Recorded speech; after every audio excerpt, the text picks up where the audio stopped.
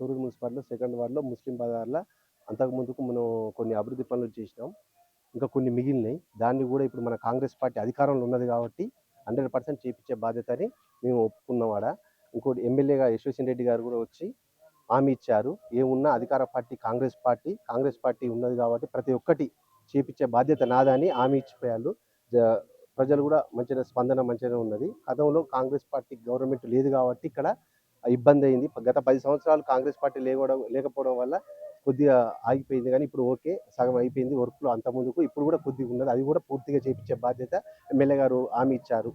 Water problem గూడా నా సొంత ఖర్చులతోటి ఇక్కడ ఒక బోర్ ఏపిస్తానని హామీ ఇచ్చా.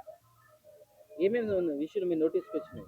మనకేం లేదు డ్రైన్ ప్రాబ్లమ్ ఒకటి, రోడ్డు ప్రాబ్లమ్ ఒకటి, ఒకటి వాటర్ ప్రాబ్లమ్ ఒకటి. వాటర్ ప్రాబ్లమ్ ఇప్పుడు సెంట్రల్ లైటింగ్ ప్రాబ్లమ్. లైటింగ్ అంటే పెద్ద లైటు ఆల్రెడీ ఎలక్షన్స్ అయిపోగానే పెద్ద లైటింగ్ ఏర్పాటు చేస్తామని హామీ ఇచ్చాము.